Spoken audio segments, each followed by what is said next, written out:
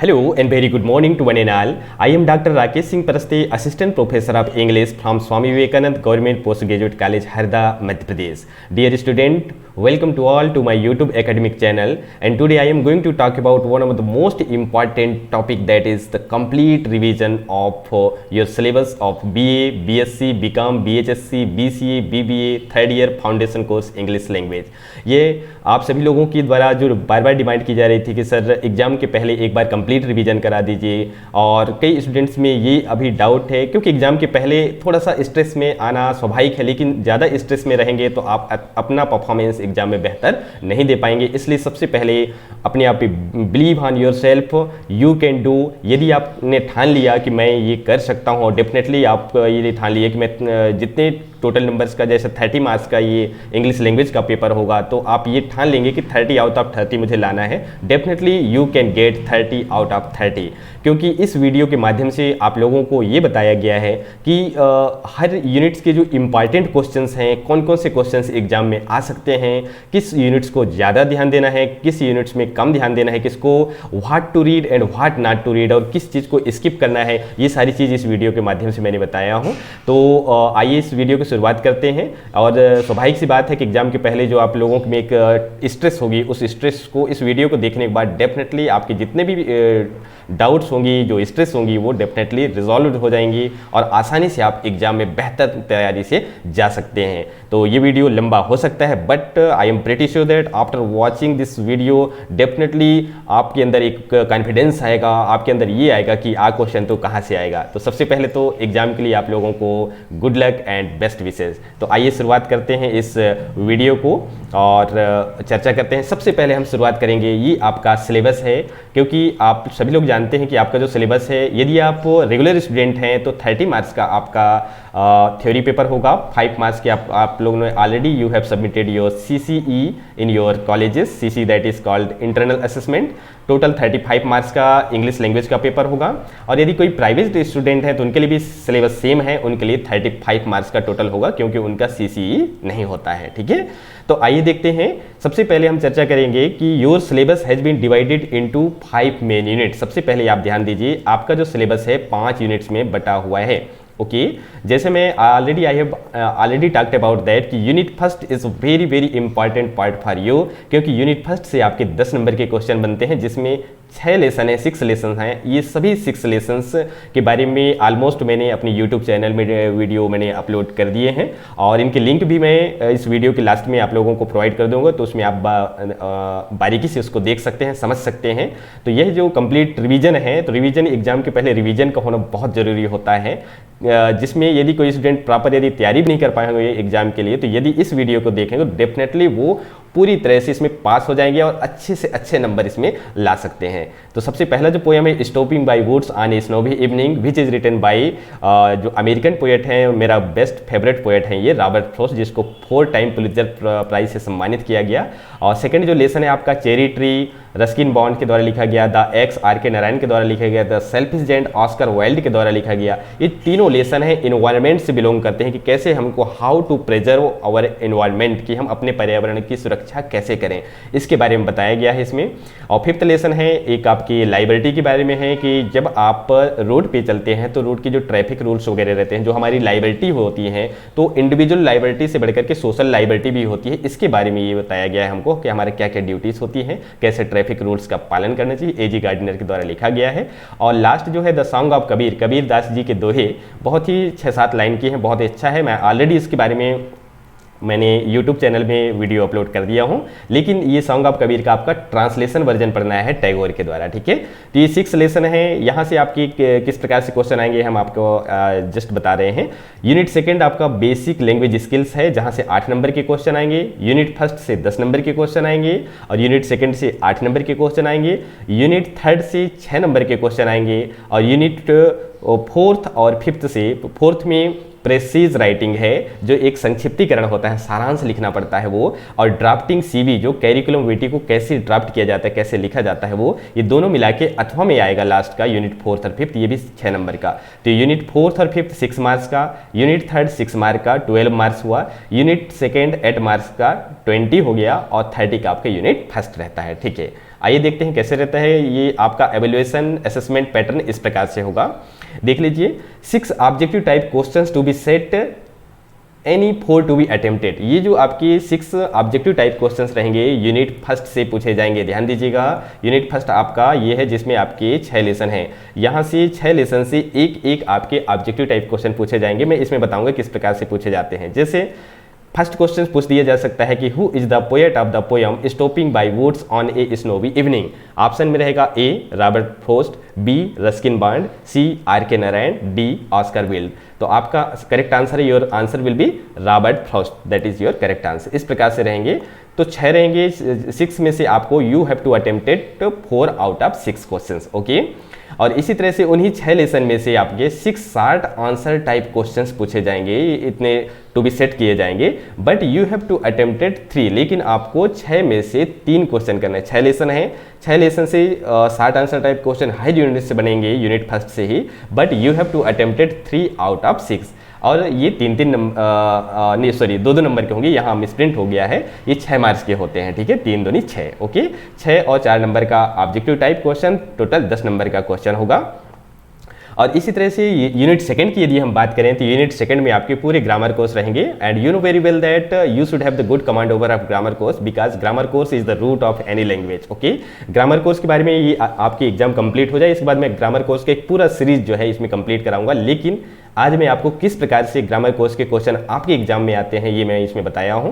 तो 10 क्वेश्चन इसमें दिए रहेंगे, ओके। किसी को आपको कंफ्यूजिंग वर्ड्स वाला रहेगा, जैसे मान लीजिए कि एक शब्द है टीयर। टीयर मतलब आंसू भी होता है जब हम रोते हैं, तो उसी टीयर का मतलब होता है फाड़ना भी होता है। टीयर फ्रॉम हियर, कोई फॉर्म में देखे होंगे, tear from here confusing words है, क्योंकि एक ही शब्द का अनेक अर्थ निकलते हैं। इस तरह से मिसयूज वर्ड्स है। एक क्वेश्चन आएंगे यहाँ से similar words with different meaning से आएंगे, जो होमोनिम्स होमोफिन्स होते हैं। प्रोवर्ब्स जो मुहावरे होते हैं, लोकोक्तियाँ होती है, वहाँ से भी पूछे जाएंगे। ट्रांसफॉर्मेशन ऑफ सेंटेंसेस पूछे जाएंगे। मान लीजिए कि कोई एक्सक्लामेटरी सेंटेंस है तो उसको असर्टिव सेंटेंस में बदलो, या कि कोई निगेटिव है इसको अफर्मेटिव में बदलो। इस प्रकार से डायरेक्ट इनडायरेक्ट स्पीच जिसे नारेशन भी बोला जाता है, यहाँ से क्वेश्चन आएंगे। एक्टिव पैसिव वॉइस से क्वेश्चन, इस तरह से 10 क्वेश्चन सेट किए जाएंगे। But you have to attempted 8 आपको करना है जो आपको अच्छे से बनते हों। इसके बाद रिपोर्ट राइटिंग है, मैं आपको बताया हूँ रिपोर्ट राइटिंग कैसे आता है। 6 मार्क्स का रहेगा। नारेशन स्किल्स, जो हम नारेशन किसी भी नारेशन ऑफ इवेंट्स और सिचुएशन, जैसे आप याद कीजिए जब हम छोटे छोटे होते हैं तो उस समय हमारे दादाजी दादी माँ जो है कहानी बताया करते हैं, स्टोरी टेलिंग किया करते हैं, है ना। तो इस तरह से आप भी किसी भी टॉपिक के बारे में, जैसे मान लीजिए कि आपने कॉलेज में आए और आपकी किसी फ्रेंड ने कॉलेज में नहीं आया, तो वहाँ जाके जब पूरी स्टोरी को उनको बताओगे, कॉलेज में मैं गया, वहाँ मिला, ये जानकारी प्राप्त किया, यहाँ से लाइब्रेरी से बुक कैसे करें, जो भी आपकी जो स्टोरी आपको एक तरह से बताते हो वही नारेशन ऑफ इवेंट्स कहलाता है, ठीक है। या कि रिपोर्ट राइटिंग, तो एक इसमें आपको करना है, या कि नारेशन ऑफ इवेंट्स आएगा या कि report writing. Generally report writing आता है, ठीक है। मैं एक एग्जाम्पल यहाँ रखा हूँ इस वीडियो में, आइए देखते हैं। और यूनिट 4th और 5th से 4th में है प्रेसिज राइटिंग, जो संक्षिप्त करना है। बड़ा सा पैराग्राफ रहेगा, उसको आपको छोटा करके लिखना है, ओके। और ड्राफ्टिंग सीवी के बारे में ऑलरेडी मैंने यूट्यूब में डाल दिया है, लेकिन यहाँ अच्छे से आप लोगों को समझाऊंगा। तो ये दोनों अथवा में रहेंगे। प्रेसिज राइटिंग बनेगा तो वो करिएगा, नहीं बनेगा तो ड्राफ्टिंग सीवी करिएगा, विद कवरिंग लेटर के साथ रहेगा यहाँ, ठीक है। तो दोनों में से कोई एक करना है, ध्यान दीजिए। तो आइए शुरुआत करते हैं यूनिट फर्स्ट से। यूनिट फर्स्ट में जो फर्स्ट पोएम है आपका stopping by woods on a snowy evening, ठीक है। इसके बारे में यूट्यूब में अपना वीडियो मैंने डाल दिया हूँ, उसको आप देख लीजिएगा, जिसमें ये थोड़ा सा आपके टेक्स्ट है। जैसे वुड्स मतलब लकड़ी होता है, यहाँ के अर्थ में कर्टेस कहोगे, झोपड़ी कहोगे। These are I think I know, कि जिनकी ये जंगल के किनारे, मतलब जंगल में बना हुआ ये छोटा सा जो हट है, झोपड़ी है, किनारे बने हुए पेड़ पौधे, मतलब नेचुरल पेड़ पौधे हैं, स्नो से भरा हुआ, बर्फ से भरा हुआ। इसको मैं जानता हूँ कि किसने इस कैटस को यहाँ बनाया है। कवि कहता है his house in his village, तो क्योंकि कवि जो है रॉबर्ट फ्रॉस्ट अपने घोड़े में बैठ करके जब वो गुजर रहे होते हैं, वो सुंदर से एक जंगल है, वहाँ एक झोपड़ी बना हुआ है बर्फ से ढका हुआ उसकी, तो उसकी सुंदर प्राकृतिक सुंदरता को यहाँ उन्होंने डिस्क्राइब किया है कवि ने। He will not see me stopping here, यहाँ कवि कहते हैं कि जिसने भी यह कर्टिस को इस जंगल में बनाया है, झोपड़ी को बनाया है, वह तो मुझे अभी नहीं देख पा रहा होगा कि मैं उसके झोपड़ी के पास खड़ा होकर के उसके जो ये सुंदरता को यहाँ से देख रहा हूँ, वो शायद वो नहीं देख पा रहा होगा। To watch his woods fill up with snow, जो कि पूरा जो ये जंगल है बर्फ से बहुत ही what a beautiful scene here, ये सुंदरता से भरी हुई है, इसको मैं देख रहा हूँ। फिर अपने घोड़े के बारे में चर्चा कर रहे हैं। शायद मेरा जो जिस घोड़े से मैं अभी जा रहा हूँ उस वो भी सोच रहा होगा, उसको बड़ा क्यूर अजनबी टाइप का, अजीब टाइप का लग रहा होगा कि stop without a farm house near, कि अरे मेरे मालिक भाई यहाँ क्यों खड़े हुए हैं जंगल में, सुनसान जगह में, जबकि अभी फार्म हाउस तो पहुंचे नहीं है। वो अपने घोड़े के बारे में बात कर रहे हैं कवि।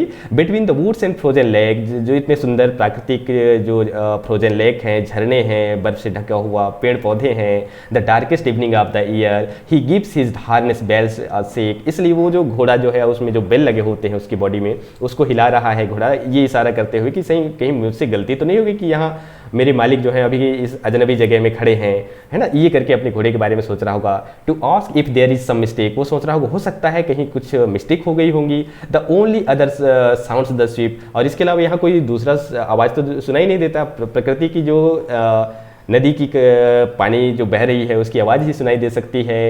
ऑफ इजी विंड, या कि वहाँ की चलती हुई सरसराहट वाली हवा सुनाई दे रही होगी डाउनी फ्लेक की।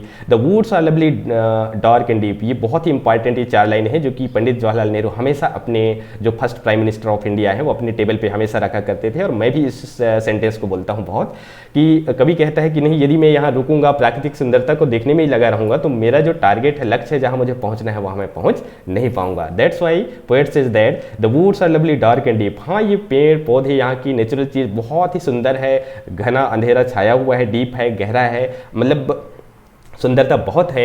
But I have promise to keep, लेकिन मुझे अभी मीलों दूर सफर करना है, यदि मैं इस प्रकृति की सुंदरता को देखने के लिए यहाँ रुकूंगा तो आगे बढ़ नहीं पाऊंगा। तो वही कहता है and miles to go before I sleep, and miles to go before I sleep, यानी मुझे सोने के कहने वाले यहाँ मुझे रेस्ट करने से पहले मुझे मीलों दूर तय करना है, रेस्ट करने से पहले मुझे मीलों दूर तय करना है। इसको आप अपने टारगेट के लिए भी कर सकते हो। यदि आपने कोई चीज़ टारगेट फिक्स किया है कि मुझे जो है ये चीज़ अपने लाइफ में IAS ऑफिसर बनना है, कि प्रोफेसर बनना है, कि डॉक्टर इंजीनियर बनना है, तो जब तक वो लक्ष्य आपको मिले नहीं तब तक आपको रुकना नहीं, आगे बढ़ना है। इस तरह से बहुत छोटा सा ये और बहुत ही मोटिवेशनल एक आपका पोयम है जो कि रॉबर्ट फ्रॉस्ट के द्वारा लिखा गया है।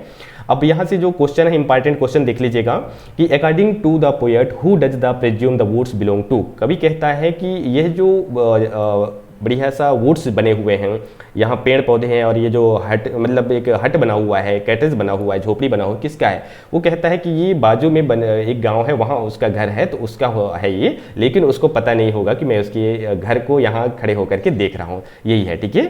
Why does the poet feel his horse would think it queer to stop in woods, कवि क्यों सोचता है कि उसके जो जिस घोड़े से बैठकर जा रहा है तो उसको क्यों ऐसा मतलब बड़ा अजीब सा लग रहा होगा, उसको ये घोड़े को ये लग रहा होगा क्योंकि भाई यहाँ तो कोई फार्म हाउस है ही नहीं, लेकिन मेरे मालिक यहाँ क्यों रुके हुए हैं, इसलिए वो अपने हार्नेस बेल को बजाता है, यही इसका आंसर है। ओके, तो आप सिंपल जैसे एक इंपॉर्टेंट ये भी है कि explain the line and miles to go before I sleep, इस लाइन का एक्सप्लेन कीजिए। तो डेफिनेटली कि if we have the target, तो जब तक हम उस टारगेट को हम प्राप्त ना कर पाए तब तक हमें रुकना नहीं चाहिए, जब तक वो टारगेट हमें मिल ना जाए। इस प्रकार से आप तैयारी कर लीजिए, बहुत इजी है, ठीक है। और यहाँ समरी तैयार कर लीजिए, give the summary of the poem, इस पोएम की पूरे समरी तैयार कर लीजिए, हर क्वेश्चन के answer you can give all the answers of any kinds of questions. Okay, आइए कुछ ऑब्जेक्टिव टाइप के बारे में चर्चा करते हैं, क्योंकि वीडियो ज़्यादा लंबा ना हो इसलिए मैं जल्दी जल्दी हर यूनिट्स के बारे में आपको बताना चाह रहा हूँ। Why does the narrator stop by the woods, narrator जो है, जो एक हमको कविता में ये जो कहानी एक तरह से सुंदरता, प्राकृतिक सुंदरता को बताने में जो हमको बता रहा है, वो वहाँ क्यों स्टॉप हुआ, तो वो इसलिए हुआ to see the woods fill off with snow, क्योंकि वहाँ की जो प्राकृतिक सुंदरता है बर्फ से ढका हुआ है, जिस इतनी खूबसूरत है, उसी खूबसूरती को देखने के लिए वह नरेटर वहाँ रुका हुआ है ना। जैसे मैंने बताया था, ये क्वेश्चन पूछा जा सकता है कि विच ऑफ द फार्मर, पूर्व में जिसे बोलते हैं, prime minister of India use to keep the concluding lines of the poem on his table, वह कौन से ऐसे भूतपूर्व प्राइम मिनिस्टर हैं इंडिया की जो कि अपने टेबल पे इनकी कविता की 4 लाइन को रखा करता था, वो दैट इज वो पंडित जवाहरलाल नेहरू, जो कि मैंने लास्ट टाइम बोला था ना कि the woods are lovely dark and deep but I have promise to keep many miles to go before I sleep, many miles to go before I sleep, ये important है। इस तरह से नेक्स्ट क्वेश्चन है, why can't the narrator stay in the woods, कभी वहाँ क्यों नहीं रुक सकता, क्योंकि उसको मीलों दूर सफर करना है इसलिए नहीं रुक सकता। यदि आप एक जगह रुक जाएंगे तो अपने टारगेट प्राप्त कर पाएंगे, नो, इसलिए आपको तब तक नहीं रुकना है जब तक आपको आपका टारगेट ना मिल जाए। आइएम्बिक पेंटामीटर में लिखा हुआ है ये, इसको आप देख लीजिएगा, ठीक है। जो इंपॉर्टेंट है मैं बता देता हूँ। Which line is repeated in the poem, कौन सी लाइन इस कविता में रिपीट हुआ है, लास्ट के 2 लाइन हुए हैं, and many meals to go before I sleep, many meals to go before I sleep, तो last line okay. What must think it's cruel to stop, कौन मतलब अपने आप में अजीब सा सोच रहा है कि अचानक ऐसे कैसे रुक गया, तो उसका घोड़ा सोच रहा है ना, ए लिटिल हॉर्स। तो इस तरह से आपके क्वेश्चन बनते हैं, तो आप तैयार कर लीजिएगा, ठीक है। हर लेसन से एक ऑब्जेक्टिव टाइप क्वेश्चन और एक शार्ट आंसर टाइप क्वेश्चन आएंगे, ध्यान दीजिए 10 नंबर के क्वेश्चन में। यदि हम सेकेंड लेसन के इंपॉर्टेंट क्वेश्चंस की बात करें तो सेकेंड लेसन है द चेरी ट्री और इसके राइटर हैं आपके रस्किन बॉन्ड, ओके। तो ये जो आपके हैं इसमें आप सिंपल सी इंपॉर्टेंट क्वेश्चन है कि what is the miracle in the story, why was the cherry tree so special, special क्यों है, क्योंकि इसमें राकेश नाम का एक लड़का रहता है वो जो है गर्मी की छुट्टी में जब वो गर्मी का जो समर वेकेशन मिलता है ना, तो अपने दादाजी के पास वो मसूरी में चला जाता है, वहाँ वो चेरी के फल खाता है, ठीक है। तो इसके बाद उसको फल खाने के बाद वो अपने दादाजी को भी खिलाता है, फिर कहता है क्यों दादा, यदि हम इसको खुद लगा लें तो कैसा रहेगा। वो सोचता है कि यदि हम इसको खुद लगाते हैं तो उसके लिए हमको प्लांटेशन करना पड़ेगा, उसकी प्रिजर्व सुरक्षा करना पड़ेगा, उसके लिए प्रोटेक्शन करना पड़ेगा, ये सारी चीज़ें हैं। तो इम्पॉर्टेंट क्वेश्चन यही है कि स्पेशल इसलिए है क्योंकि ही हिमसेल्फ प्लांटेड, ओके।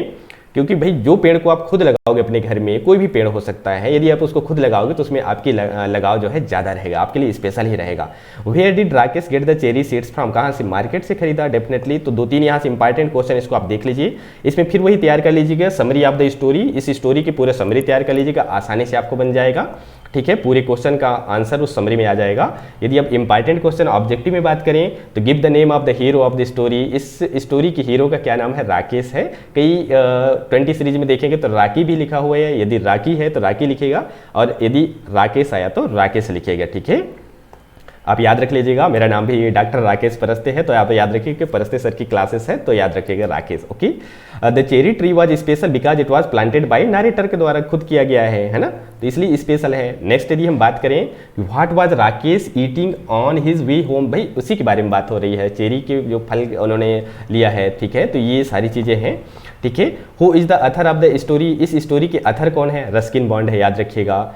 और राकेश ने उस चेरी ट्री को कैसे प्रोटेक्ट किया, तो वो चारों तरफ उसको वाटरिंग किया, पानी डाला उसमें, and by encircling it with pebbles, चारों तरफ से उसको इनसर्कल पेबल से पूरी तरह से कवर कर दिया, ताकि उसको, क्योंकि बहुत मुश्किल से उसको बचा पाए। जब थोड़ा सा बड़ा हुआ वो जब पेड़ ना पौधा, तो जो बकरी होते हैं वो पत्तियों को खा जाते हैं, फिर बहुत निराश हो जाता है, फिर थोड़ा सा बड़ा होता है तो काम करने वाले जो गार्डनर आते हैं वो जो है पूरा एक तरह से काट देते हैं, फिर निराश हो जाते हैं, इस तरह बड़ी मुश्किल से संभाल पाता है वो। तो इस स्टोरी में एक तरह से आपके फैथ को भी बताया गया है, आपके डेडिकेशन को भी बताया गया है, आपके पैसेंस को भी बताया गया है, आपके हार्डवर्क को भी बताया गया है, और लास्ट में जो रिजल्ट निकलता है जो बहुत ही अच्छा होता है, इसके बारे में इस स्टोरी के माध्यम से बताया गया है, ओके। और यदि हम नेक्स्ट थर्ड लेसन की बात करें द एक्स के बारे में, जो कुल्हाड़ी होता है, कुल्हाड़ी से समझ में आ गया है जो पेड़ को काटने वाला होता है, ठीक है।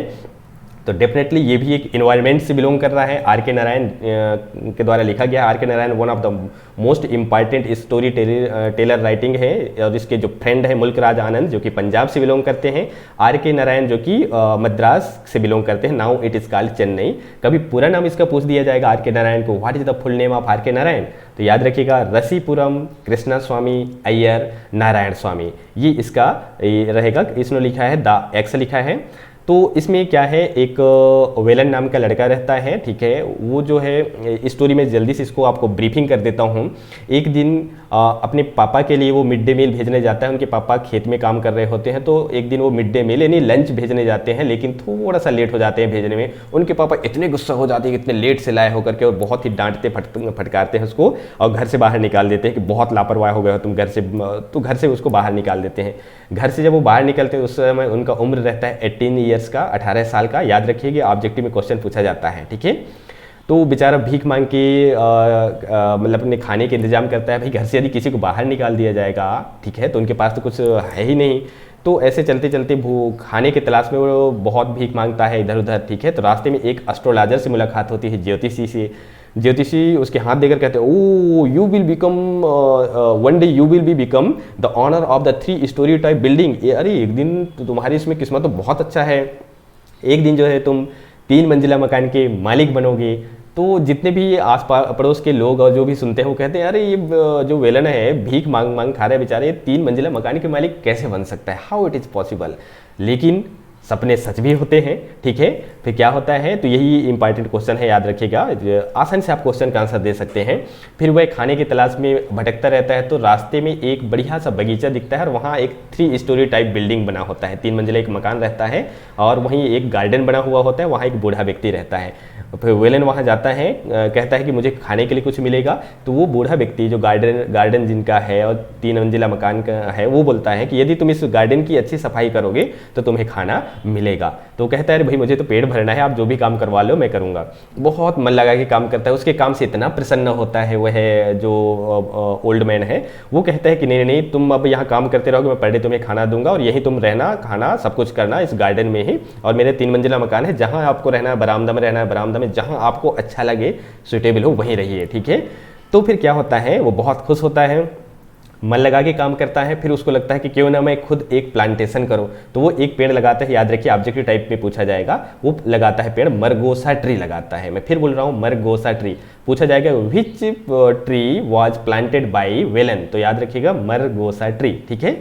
फिर क्या होता है, जैसे आप लोगों ने टोटल धमाल में देखे होंगे, जब वो एक गार्डन होता है उसको कब्जा करने के लिए लोग आ जाते हैं कि नहीं हमारा आ गई है, तो इस तरह से जब ओल्ड मैन थोड़ा सा बूढ़ा हो जाता है तो फिर उनके जो घर के जो लोग होते हैं उत्तराधिकारी, जो भी उनके बच्चे रहे होंगे, वो आते हैं वहाँ, और कई ऐसे लोग आते हैं जो कब्जा जमाने के लिए कि नहीं ये हमारा जगह है, ठीक है। क्योंकि ओल्ड मैन इतना बूढ़ा हो चुका है, वो कहता है कि अब मेरे से संभलेगा नहीं वेलन, तुम ही इस घर के मालिक होगी और ये बगीचा तुम्हारा होगा, तुमको इसको संभालना होगा।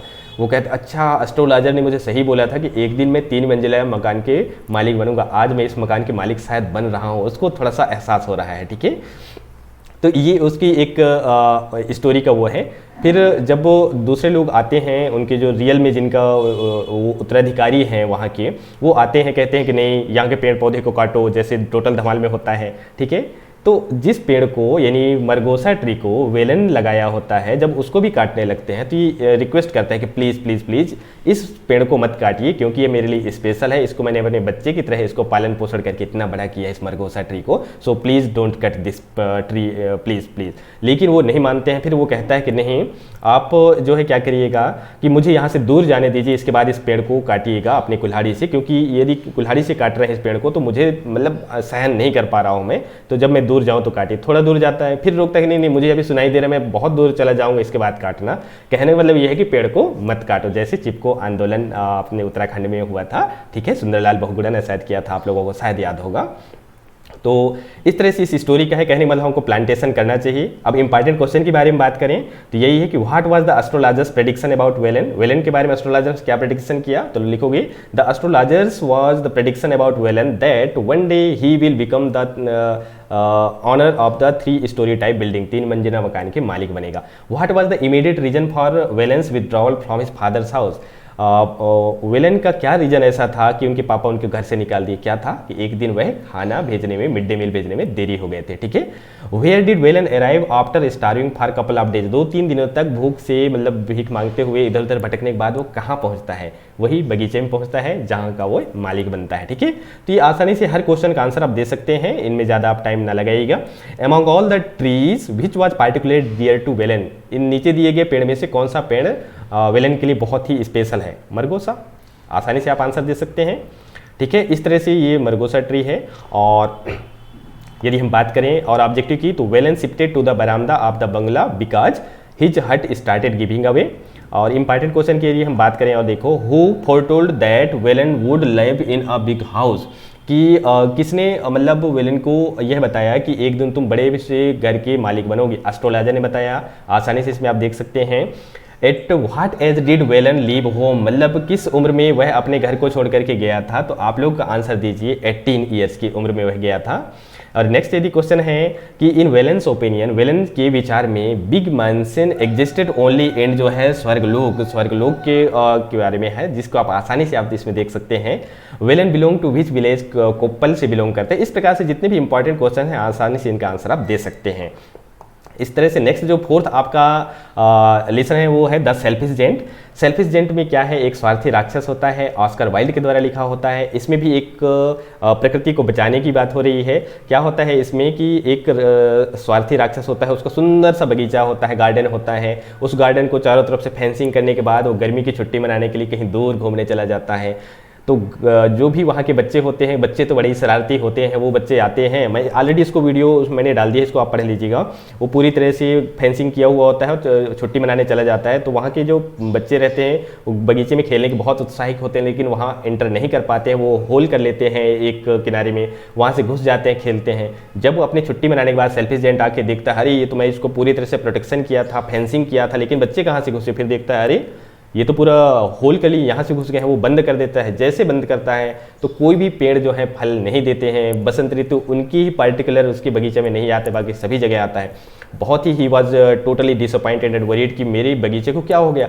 फिर सोचता है कि हो सकता है मैंने बच्चों को यहाँ आने से मना किया है, इसलिए शायद ये बसंत ऋतु मेरे बगीचे में नहीं आ रही, बाकी सब साइड बसंत ऋतु है, फल नहीं लग रहे हैं, हो सकता है। फिर उन्होंने कहा कि क्यों ना मैं बच्चों को आने दूँ। जैसे ही बच्चों को आने देता है वो सेल्फिश जेंट, फिर दोबारा स्प्रिंग उसमें बसंत ऋतु आ जाती है उनकी गार्डन में, और फल जो है सभी पेड़ में लगने लगते हैं। इस तरह से प्रकृति की सुंदरता के बारे में बताया गया है। आसानी से इसके बारे में आप स्टडी कर लीजिएगा, मैंने ऑलरेडी यूट्यूब में डाल दिया है। On the rule of the road, जो हम रूट पे चलते हैं तो कैसे ट्रैफिक्स का पालन करना चाहिए, इसके बारे में एजी गार्डनर के द्वारा लिखा गया है। कभी पूछ दिया जाएगा कि इसका पेन नेम क्या है, एजी गार्डनर का पेन नेम क्या है, तो आप कहिएगा alpha of the plough. Under the pen name इस नाम से लिखा है उन्होंने, alpha of the plough. Okay, जो स्टोरी में शायद मैं इसका अपने यूट्यूब चैनल में नहीं डाल पाया, तो देख लीजिए थोड़ा सा कि on the rule of the road Gardiner addressing is a light and amazing style in the harm principle set forth by the John Stuart Mill. ये one of the most important writer जो कि feminism issue पे लिखते हैं, ये जो John Stuart मिल हैं इनके बारे में। तो इन हिज सेमिनल एसी जो कि 1859 में ऑन लाइबर्टी के बारे में लिखे थे, तो ऐसे ही लाइबर्टी के बारे में एजी गार्डनर जो है लिखते हैं कि रोड में चलते समय हमारे पास क्या इंडिविजुअल लाइबर्टी होती है, स्वतंत्रता होती है, लेकिन हम खुद की स्वतंत्रता को, खुद के अधिकार को ज़्यादा वो करते हुए हम दूसरे के अधिकार को हनन करने लगते हैं, जो कि सही नहीं है। स्टोरी है एक लेडी के बारे में। वह लेडी बहुत ही मतलब क्रूल टाइप की लेडी होती है। वो कहाँ की स्टोरी है, लंदन की। पूछा जाएगा कि कहाँ कौन सी उसकी बात है, पिकाडेली सर्कस इन लंदन की बात हो रही है। वहाँ एक लेडी रहती है, वो कहती है कि मैं तो फ्री कंट्री के रहने वाली हूँ, तो मैं अपने मन के हिसाब से इस रोड पे जिधर मेरे को जाना है जा सकती हूँ, मुझे कोई नहीं रोक सकते। लेकिन ऐसा नहीं है, यदि आप स्वतंत्र हैं करके एक पूरे छड़ी को लेकर पूरे रोड पे अकेले चलोगे तो दूसरे को प्रॉब्लम होगी, है ना। आप स्वतंत्र हैं, इसके मतलब ये नहीं कि आप दूसरे की स्वतंत्रता को हनन करें। तो यही चीज़ इसमें बताया गया है, आप इसको थोड़ा सा देख लीजिएगा। ये आपके लिए स्टोरी है, इसको आप डाउनलोड कर लेंगे तो आपको जब आप इसको स्टडी करेंगे बहुत अच्छे से समझ में आएगा। यहाँ बताया गया एग्जाम्पल के लिए ये भी बताया गया है कि यदि इफ वन ऑन्स अ हाउस, उदाहरण दिया गया है, यदि आपका खुद का घर होता है, उसको आप इंटीरियर डिजाइन करते हैं, आपको यदि समझ में आ रहा है कि उसको तोड़ फरोड़ करके नया रिनोवेशन कर सकते हैं, ये आप बना सकते हैं क्योंकि वो खुद की प्रॉपर्टी है। लेकिन यदि आप पब्लिक प्रॉपर्टी को ऐसे करेंगे तो वो जो है आपका एक सही लायबिलिटी नहीं कहलाएगा, ठीक है। तो ये कई ऐसे एग्जाम्पल दिए हैं। जैसे एक एग्जाम्पल ये है कि गार्डनर ने ये बताया है हमको कि हमारे जो लायबिलिटी होती है, स्वयं की लायबिलिटी होती है, वो ऑन विशेष एंड द लायबिलिटी के हिसाब से करते हैं, बट द सोसाइटी की जो लायबिलिटी होती है to free from exclusive disturbance of peace, को हमें जो है शांति कायम रखना चाहिए। सोसाइटी की जो समाज की जो लायबिलिटी है उसको भी हमको ध्यान रखना चाहिए।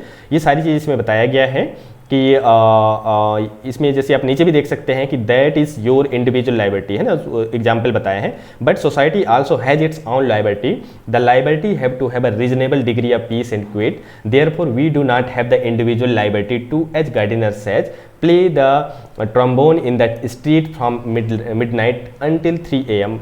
Thus, even though we have individual liability, we must restrain that liability when it comes into conflict with social liability. यानी हम अपनी स्वतंत्रता का ख्याल रखते रखते दूसरी का भी स्वतंत्रता का भी ख्याल हमको रखना है, किसी दूसरे को हमारे चलते प्रॉब्लम ना हो। इस तरह से इसमें बताया गया है। जब हम रोड पे चलते हैं तो हमें ये सारी चीज़ करना चाहिए। यहाँ कुछ इंपॉर्टेंट क्वेश्चंस उसमें है, उसमें आप देख लीजिएगा। अब जो लास्ट 6th लेसन है, पोयम है सॉन्ग ऑफ कबीर, इसके बारे में मैंने यूट्यूब में डाला है, इसको आप देख लीजिएगा कि क्यों ऐसा, why does the poet consider it needless to ask the caste of saint, किसी भी साधु संत की जाति क्यों नहीं पूछना चाहिए, क्योंकि उसकी जाति ही साधु संत ही होती है। ये पूछा जाता है ना, कहा जाता है कि जात ना पूछिए साधु से पूछ लीजिए, ज्ञान उससे ज्ञान पूछिए, है ना। कोई भी साधु संत से उसकी जाति पूछने से कोई मतलब नहीं। ये सारी चीज़ें इसमें बताया गया है, जैसे हु वाज ऋषि सोपच बाई कास्ट, ये ऑलरेडी मैं इसको डाल दिया हूँ यूट्यूब वीडियो में, उसको आप देख लीजिएगा, पूरा इसमें समझ में आ जाएगा। यही इंपॉर्टेंट क्वेश्चन है। तो यहाँ तक रहे आपके यूनिट फर्स्ट, जो कि आपको 10 नंबर दिलाएंगे। अब हम चर्चा करते हैं आपके यूनिट सेकंड के बारे में। थोड़ा सा जल्दी समझने की कोशिश कीजिएगा इसको, ठीक है ना, क्योंकि वीडियो थोड़ा सा ज़्यादा लंबा हो सकता है, लेकिन एक वीडियो में आपके पूरा सिलेबस कवर हो रहा है, तो इससे बढ़ करके क्या चाहिए। साल भर आपने पढ़ाई नहीं किया, एक वीडियो मन भर के पढ़ लीजिए, ठीक है, आसानी से आप आंसर दे सकते हैं। देखिए सेकेंड सेक्शन से 8 नंबर के क्वेश्चंस बनेंगे, 10 क्वेश्चंस रहेंगे, 8 करने हैं। क्वेश्चन इस प्रकार से आएंगे, मैं जस्ट फॉर एग्जांपल दिया हूँ। द स्कूल, देखो 2 कंफ्यूजिंग वाले वर्ड्स हैं, क्योंकि कंफ्यूजिंग वर्ड्स आएगा आपका, मिसयूज वर्ड्स आएगा, ट्रांसफॉर्मेशन ऑफ सेंटेंस आएगा, डायरेक्ट नारेशन आएगा, डायरेक्ट इनडायरेक्ट और एक्टिव पैसिव वॉइस आएंगे। तो मैं एक एक दो एग्जांपल यहाँ रखा हूँ। द स्कूल, 2 प्रिंसिपल हैं, एक ये प्रिंसिपल और एक principal, came into the room, school के प्राचार्य जो है रूम में आए, है ना, जो आपकी क्लासरूम है वहाँ आए। तो कौन, ये वाला प्रिंसिपल होता है, ये प्रिंसिपल मीन्स प्राचार्य होता है। यदि गलती से आपने ये वाला प्रिंसिपल यानी PLE, लास्ट में देखिए इसमें PAL है, इसमें है PLE, तो इस तरह से आप लोग ध्यान रखिएगा। यदि आपने ये वाला प्रिंसिपल कर दिया तो ये प्रिंसिपल मतलब सिद्धांत होता है, और ये प्रिंसिपल मीन्स प्राचार्य होता है। तो आपका स्कूल प्रिंसिपल प्राचार्य कौन होगी, ये नीचे वाला, है ना। इस तरह से कंफ्यूजिंग वाले वर्ड्स इस प्रकार से होते हैं। देखिए ही इज द डेस्ट टू दिस स्टेट, इस संपत्ति जो प्रॉपर्टी है इसके उत्तराधिकारी ये हैं। तो ये हेयर कर दोगे तो ये हेयर आपके जो बाल हो जाते हैं ये हेयर हो जाएगा। तो यह मतलब ये हो गया कि इस संपत्ति के उत्तराधिकारी ये हैं, तो ये एयर कहते हैं इसको, HEIR, इसका मतलब होता है उत्तराधिकारी, ठीक है। यदि और कंफ्यूजिंग वर्ड्स के बारे में बात करें, आइए देखते हैं। Bread is made of, bread किससे बना होता है, एक देखो फ्लोर दोनों को सेम बोला जाता है, लेकिन आप यदि थोड़ी सी स्पेलिंग गलत कर दिए तो यदि हम कहेंगे ब्रेड इज मेड ऑफ, ये फ्लोर जो घर का फर्श होता है, तो फर्श से थोड़ी ना ब्रेड बनता है, वो तो ये वाला फ्लोर आटे से बनता है ना। तो ये आप लगाइएगा ब्रेड इज मेड ऑफ, ये वाला फ्लोर, तो ये आपका करेक्ट आंसर है, ठीक है।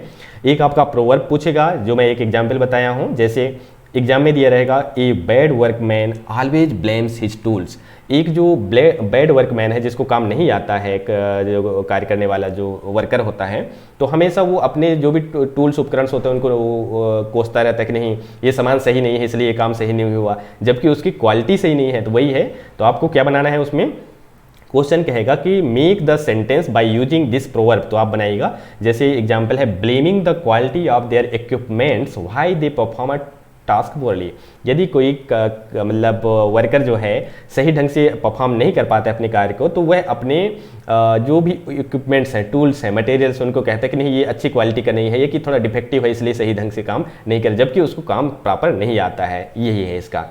और यदि आपके ट्रांसफॉर्मेशन आप सेंटेंसेस की बात करें, जैसे निगेटिव से इंट्रोगेटिव बदलने के लिए, तो इस प्रकार से आते हैं। ये क्वेश्चन आया हुआ है, इसको मैं बता रहा हूँ, जो लास्ट ईयर के क्वेश्चन में आए हुए थे, 2-3 यूनिवर्सिटीज़ का मैंने देखा। व्हाट ब्यूटीफुल सीनरी, जब ये चिन्ह लगा रहेगा ना तो आप समझ जाइएगा एक्सक्लामेशन सेंटेंस है। एक्सक्लामेशन सेंटेंस का जो है आश्चर्यचकित वाला, विस्मयादि बोधक वाला जो मतलब चिन्ह है ये, तो इसके भी अत्यधिक खुशी में हम ये चिन्ह लगाते हैं, अत्यधिक दुखी में, अत्यधिक क्रोध वाले में इसको लगाते हैं हम। तो इसको चेंज इनटू असर्टिव, आपको सिर्फ असर्टिव अफर्मेटिव टाइप का सेंटेंस इसको बनाना है। ये कहे व्हाट ब्यूटीफुल सीनरी, एक आश्चर्य कहे वाह कितना सुंदर सा दृश्य है, ठीक है। तो इसको जब असर्टिव में बनाओगे, मतलब जो नॉर्मल सेंटेंस बोलते हैं, तो क्या बोलोगे, it is very beautiful scenery, ये बहुत ही सुंदर दृश्य है, यही बनाएंगे आप लोग। अब मान लीजिए कि उल्टा ही आपसे पूछ दिया जाएगा कि it is a very beautiful scenery है, इसको आपको एक्सक्लामेटरी सेंटेंस बनाओ, तो क्या बना देंगे आप लोग, व्हाट ब्यूटीफुल सीनरी, इस तरह से आप बना सकते हैं, ठीक है।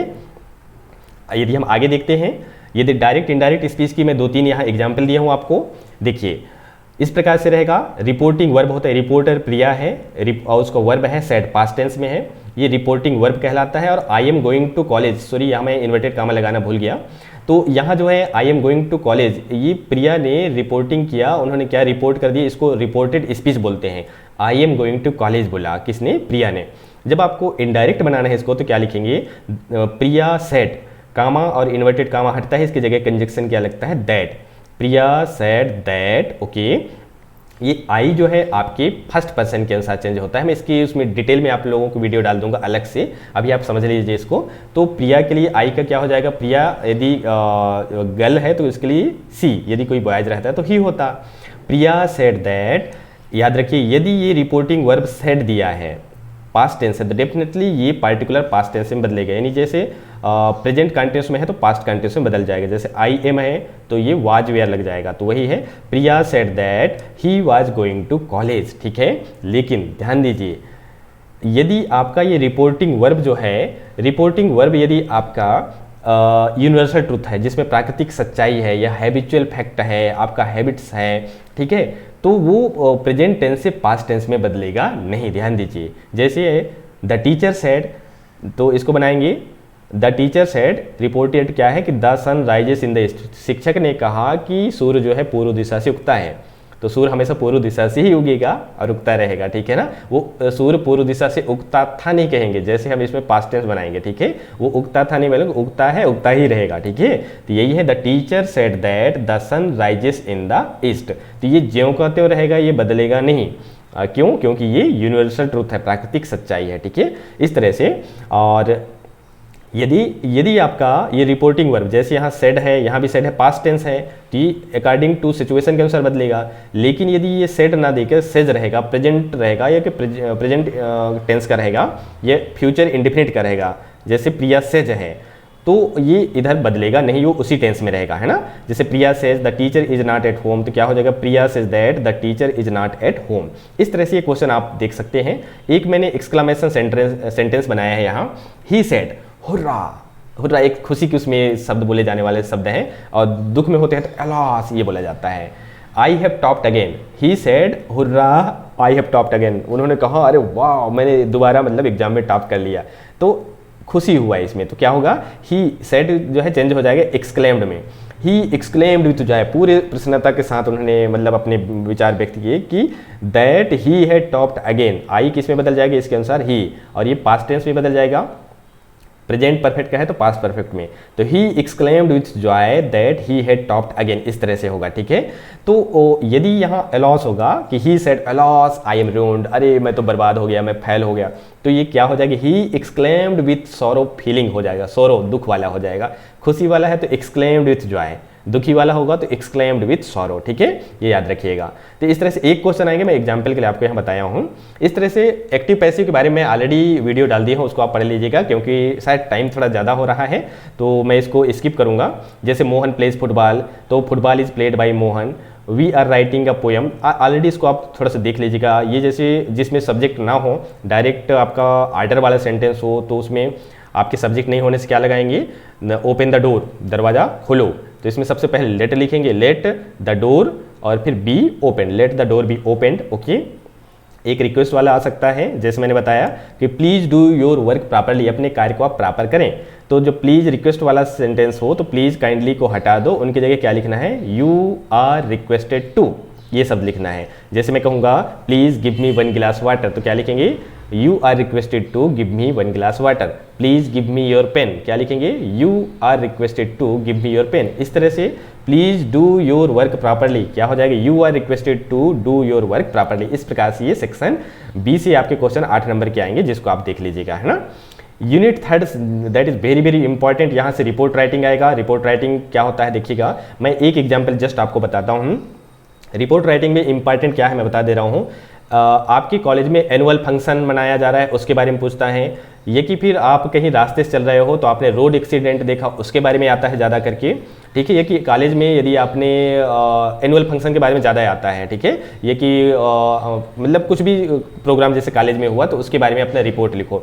रिपोर्ट का ही मतलब यही होता है कि कोई घटना घटित हो चुकी होती है तो बाद में उसके बारे में रिपोर्टिंग करना, that is report writing. Normal सी चीज़ है अपने लाइफ में, यदि आप देखें किसी से यदि किसी की झगड़ा होती है तो चलो मैं आपके खिलाफ रिपोर्ट लिखूं, कहने मतलब रिपोर्ट लिखा है कैसे, पूरे पास्ट टेंस में रहेगी, मेरे साथ ऐसा हुआ, इन्होंने ऐसा किया, मेरे साथ झगड़ा किया, जो भी, तो पूरे बात को आप पास्ट टेंस में लिखोगे। वही चीज़ है कि write a report on a blood donation camp organised by your college, कि आपके कॉलेज में ब्लड डोनेशन कैंप एनएसएस के माध्यम से ब्लड डोनेशन कैंप लगवाया गया था, उसके बारे में लिखें। तो इस तरह से आप पैराग्राफ बनाइएगा। देखिए कि कोई भी डेट डाल दीजिए एग्जाम के पहले, या on 17 January 2022 as part of the silver jubilee celebrations of the college a blood donation camp was organised in the college hall. Simple कह सकते हो कि a blood donation camp was organised in the college by the NSS group in our college. It was organised by the NSS unit of the college. College के NSS unit के माध्यम से करवाया गया था with the help of the district red cross society के मदद से। इसमें आप ये कह सकते हो कि इस भाई ब्लड डोनेशन कैंप है तो इसमें 3 डॉक्टर्स को भी बुलाया गया, 6 नर्सेस को मतलब अपने सर्विस मतलब वो ऑफर्ड दिया सर्विस फॉर इट, वो हॉस्पिटल से बुलाया गया था उनको। इसमें ये भी कह सकते हो large number of teachers and student donated blood, कि अपने महाविद्यालय की बहुत से शिक्षकों ने और विद्यार्थियों ने मतलब ब्लड का डोनेट किया, है ना। इस प्रकार से आप आसानी से बना सकते हो, जो कि यहाँ मैं पूरा यदि बताऊंगा तो टाइम थोड़ा सा ज़्यादा हो जाएगा, तो आप इस तरह से आसानी से बनाओगे। एनुअल फंक्शन जैसे है आपके कॉलेज में, तो क्या कहोगे, the annual function programme was conducted in our college on dated, पास डेट का डालना, इस डेट को किया गया। The chief guest of that programme was the collector of our district डाल दोगे, है ना। And the students were presented so many cultural programmes like dance, like play, like इस तरह से प्रोग्राम उन्होंने किए, इस तरह से उनको पुरस्कार दिया गया, इस तरह से प्रोग्राम बहुत ही अच्छा हुआ। ऐसे जो भी बात होती है वो पास्ट टेंस में लिखी जाती है, इसको आप प्रैक्टिस कर लीजिएगा। रोड एक्सीडेंट के बारे में ज़्यादा पूछा जाता है। आप कहोगे कि जब मैं अभी कॉलेज आ रहा था तो मैं रोड एक्सीडेंट देखा, बहुत ही भयानक, एक ट्रक का एक बाइक के बीच में हुआ, बाइक पूरी तरह से डेवेस्टेटेड हो गया। इस तरह से जो भी घटना है उसको पास्ट टेंस में लिखेगा, वही आपका क्या कहलाएगा, रिपोर्ट राइटिंग कहलाएगा, ठीक है। तो ये 6 नंबर का होता है, याद रखिएगा। एनुअल फंक्शन याद रख लीजिएगा, रोड एक्सीडेंट याद रख लीजिएगा, ब्लड डोनेशन कैंप याद रख लीजिएगा, यूथ फेस्टिवल भी आपने कॉलेज में मनाया है, वो भी, कोई भी हो आसानी से आप फॉर्मेट तैयार करके लिख सकते हैं। यूनिट 4th और यूनिट 5th जो है वो भी 6 नंबर का होगा, जिसमें यूनिट 4th में प्रेसिज राइटिंग है और यूनिट 5th में ड्राफ्टिंग सीवी है। तो दोनों में कोई एक आपको करना है, अथवा में आएगा ये, ठीक है। तो कैसे होता है देखिए, प्रेसिज राइटिंग में एक एग्जाम्पल जल्दी से आपको बता देता हूँ। जैसे एक एग्जाम्पल है ये आपका, कि एक पूरा पैराग्राफ दिया रहेगा, उस पैराग्राफ को आप प्रॉपर ध्यान से पढ़िएगा, ठीक है। जैसे आपको मतलब ये कहना है कि सागर को आपको एक छोटे से गागर में भरना है, इट इज़ पॉसिबल, लेकिन उसमें क्या करना है कि पहले लाइन को, बीच के लाइन को, लास्ट के लाइन को लिख करके बना दोगे तो वो छोटा सा बन जाता है, वो आपके गागर में सागर हो जाता है। एक एग्जाम्पल देखिए यहाँ, teaching is the noblest professions. Teaching क्या है, एक नोबेल प्रोफेशन, मेरे लिए तो पैसन है, मेरे लिए तो इतना पैसन है, इसलिए मैं आप लोगों के लिए जस्ट आपके हेल्प के लिए स्टडी मटेरियल प्रोवाइड कर रहा हूँ। तो मेरे लिए बहुत ही नोबेलेस्ट प्रोफेशन है टीचिंग। तो teaching is the noblest profession, a teacher has a secret duty to perform, it is he on home rest the responsibilities of moulding the teacher of young children. कि शिक्षक का एक परम धर्म होता है कि उसको ड्यूटी करें, मतलब स्टूडेंट को अच्छे से मतलब एजुकेशन दें, प्रॉपर गाइडेंस दें, नॉलेज दें, ठीक है। और स्टूडेंट की जो करेक्टर है, जो चरित्र निर्माण में योगदान करें, ठीक है। Apart from developing there intellectual, और उनमें इंटेलेक्चुअल को डेवलप करने के बजाय he can include in them qualities of good citizen, एक अच्छे नागरिक बनाने में मदद करनी चाहिए स्टूडेंट्स को। रिमेनिंग नीट एंड क्लीन, उनको साफ स्वच्छ रहने में, डिसिप्लिन रहने की बात करना चाहिए। टॉकिंग डिसेंटली, और बड़े लोगों से, छोटे लोगों से कैसे बात करना है ये भी शिक्षक को अपने विद्यार्थियों को बताना चाहिए। सिटिंग प्रॉपर्ली, कैसे मतलब कहाँ बैठा जाए, कब बैठा जाए, ठीक है। These virtues are not easy to be embodied. वैसे ये सारी चीज़ जितने भी ये क्वालिटीज़ हैं, मोरल वैल्यूज़ है, ये करना इतना आसान नहीं है, लेकिन इस करना चाहिए। Only he who himself leads a life of simplicity, कि वही इस लाइफ को सिंपलिसिटी से लीड कर सकता है। Purity and rigid discipline can successfully cultivate these habits in his प्यूपिल, कि जो खुद अपने आप में डिसिप्लिन रहेगा तो डेफिनेटली उनके स्टूडेंट भी डिसिप्लिन रहेंगे। यदि मैं अपने कॉलेज में इंग्लिश के अलावा पर्सनालिटी डेवलपमेंट की भी क्लास लेता हूँ, तो यदि मैं पर्सनालिटी डेवलपमेंट खुद का पर्सनालिटी डेवलप करूँगा तो डेफिनेटली मेरे स्टूडेंट भी उसमें देख करके उसको फॉलो करेंगे और करते हैं ये। और आप सभी लोग मेरे स्टूडेंट हो, जरूरी नहीं कि मेरे महाविद्यालय के स्टूडेंट ही मेरे स्टूडेंट्स, ऐसे नहीं, आप सभी जो भी देख रहे हैं सभी मेरे स्टूडेंट्स हैं। टीचर और स्टूडेंट का जो रिश्ता होता है वो बहुत ही एक तरह से सेक्रेट होता है, पवित्र होता है, okay. Besides a teacher always remain young, हमेशा जो है टीचर को एक तरह से यंग रहना चाहिए। यंग रहना कहने मतलब उनका माइंड से बिल्कुल हमेशा ऑलवेज मोटिवेटेड रहना चाहिए, जैसे लाइक मी, है ना। हमेशा जो है एक तरह से आपके अंदर वो मोटिवेटेड होना चाहिए, आप बिल्कुल, है ना, एंथुसियास्टिक होना चाहिए, ठीक है। ही मे ग्रो ओल्ड, भले आप उम्र से बूढ़े हो जाएं लेकिन मन से, दिल से बूढ़े नहीं होना चाहिए। Perpetual contact with budding youths keep him happy and cheerful, हमेशा आपको हैप्पी चेयरफुल रहना चाहिए, है ना। देयर आर मोमेंट्स, कई ऐसे क्षण आते हैं when domestic worries we highly on his mind, कभी कभी क्या होता है कि शिक्षक के माइंड में भी घरेलू कई ऐसी चिंताएं रहती हैं जो उनके माइंड में रहती हैं, but the delightful company of innocent children, लेकिन जब आप अपने स्टूडेंट्स के बीच में रहते हो, उनसे बातें करते हो, तो आपकी जो भी चिंताएं, घरेलू चिंताएं रहती हैं वो रन अवे हो जाती हैं, रफ्फू चक्कर हो जाती हैं। His overcome his transient mood of despair, है ना। ये है आपका मेन पैराग्राफ। अब इसको प्रेसाइज कैसे करेंगे, ये छोटा सा बना दिया है, देखो सिंपल। तो आपको ये लिखना है पैराग्राफ का, ये मेन आंसर है आपका। देखिए precise, B concise and B precise. गागर में सागर कैसे भरते हैं, देखो teaching is the noblest profession, a teacher himself leading a simple pure and disciplined life. यदि टीचर खुद भी सिंपल प्योर और डिसिप्लिन्ड लाइफ में रहेंगे तो डेफिनेटली यही वाला कैरेक्टर वो अपने मोल्ड कर सकते हैं, बना पाएंगे अपने विद्यार्थियों में, अपने यंग चिल्ड्रन में, and make them good mannered citizens, और उनको अच्छे नागरिक बनाएंगे। क्योंकि यदि हम यदि डिसिप्लिन नहीं रहेंगे तो हमारे स्टूडेंट भी डिसिप्लिन नहीं होंगे, सीधे सी बात है। क्योंकि आपको हमको अच्छे नागरिक बनाना है, आप आज की स्टूडेंट हो, कल के अच्छे नागरिक बनोगे, बहुत अच्छे अच्छे पोस्ट में जाओगे, है ना। तो ये सारी चीज़ होती है। तो besides he remains very young for getting his on domestic worries, जैसे कि मैंने बताया कि हमेशा आपको एक तरह से यंग होना चाहिए। यंग कहने का मतलब माइंड से एकदम से यंग होना चाहिए, आपको मोटिवेटेड होना चाहिए, घरेलू चिंताएं आपकी तुरंत आपको ओवरकम हो जाएंगी यदि आप अच्छे स्टूडेंट की कंपनी में रहेंगे। तो इस प्रकार से आपको इतना सा बनाना है, इतने पूरे पैराग्राफ का इतना छोटा सा लिखेंगे, that is your precis writing, okay. और लास्ट में यदि इसके अथवा में फिर एक आएगा आपका question, drafting CV with covering letter. ध्यान दीजिए, कई स्टूडेंट ये बार बार पूछ रहे हैं, मैं सीवी राइटिंग एक जब डाला हूं तो, कि उसमें पूछते हैं कि सर सीवी में कवरिंग भी लिखना है कि सीवी भी लिखना है। यदि क्वेश्चन पूछेगा कि जैसे में एक एग्जाम्पल है पोस्ट ऑफ इंग्लिश की आया, तो पोस्ट ऑफ इंग्लिश के लिए कवरिंग लेटर, ड्राफ्टिंग का सीवी विथ कवरिंग लेटर कहेगा, तो कवरिंग लेटर पहले लिखा जाता है, फिर सीवी को जस्ट उसके बाद में नेक्स्ट पेज कवरिंग लेटर को होगा। यदि सीवी का होगा।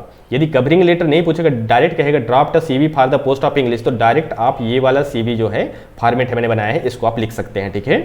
लेकिन यदि टाइम है आपके पास तो आप कवरिंग लेटर भी लिखिएगा, क्योंकि इसमें प्रॉपर 6 नंबर की है, तो 6 नंबर को कहीं से भी जाने ना दीजिए।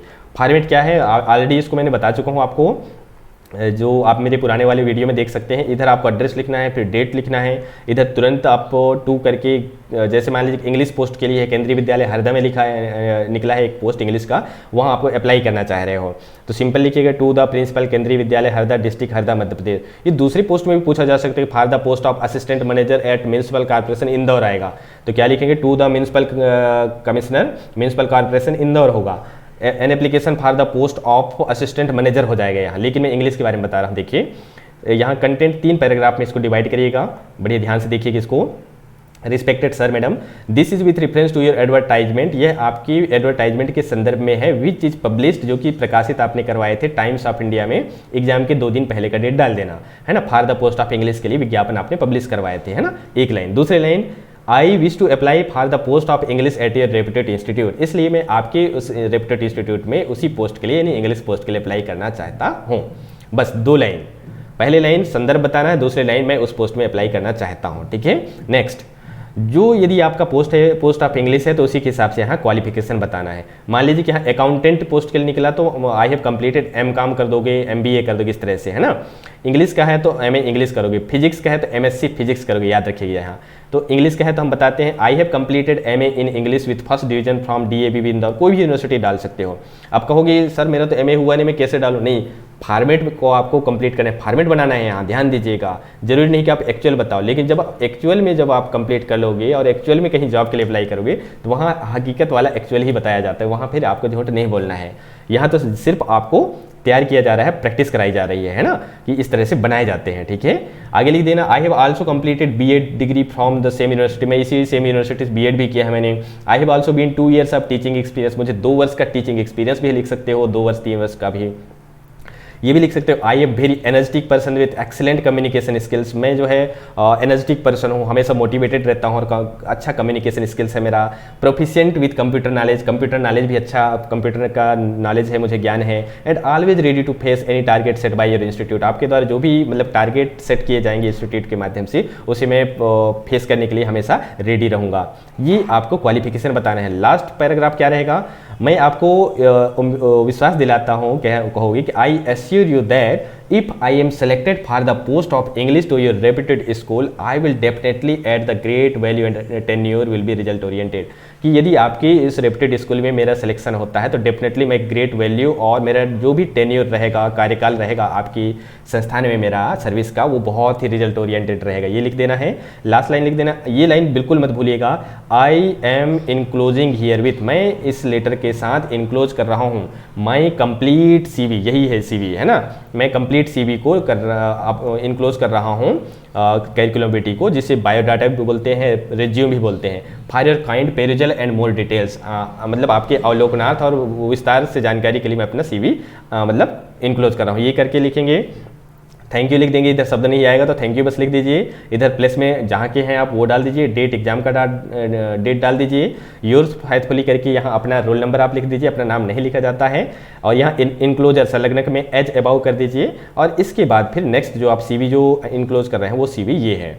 ध्यान दीजिए, यदि कवरिंग लेटर नहीं मांगेगा तो सिर्फ सीवी बस लिख देना इंग्लिश पोस्ट के लिए, तो यहाँ लिख देना for the post of English, यदि सीवी बस लिखते हैं तो, और यदि टाइम है तो कवरिंग लेटर भी लिखिए और सीवी भी लिखिए, और ये अथवा में आएगा आपके प्रेसिज राइटिंग में, तो प्रेसिज राइटिंग से बेटर ये है क्योंकि आप आसानी से इसको कर सकते हो। ठीक है, सीवी में क्या रहेगा, पर्सनल डिटेल्स रहेगी इसमें, योर नेम XYZ, यहाँ रोल नंबर डाल देना क्योंकि एग्जाम में अपना नाम नहीं बताना पड़ता है, आपका एड्रेस डाल देना जैसे मैंने डाला है, मोबाइल नंबर यहाँ डाल देना, मैंने अभी मोबाइल नंबर यहाँ शो नहीं किया है क्योंकि अननेसेसरी बहुत सारे ऐसे फ़ोन कॉल्स आ जाते हैं जिसमें कभी हमको प्रॉब्लम हो जाती है। मैंने अपने ईमेल आईडी डाला है, ये मेरा पर्सनल ईमेल आईडी है, इसमें आप यदि आपका जेन्युइन प्रॉब्लम है तो आप मुझे मेल कर सकते हैं, ये मेरा रियल वाला ईमेल आईडी है। ओके, तो ये पर्सनल डिटेल पहला होगा।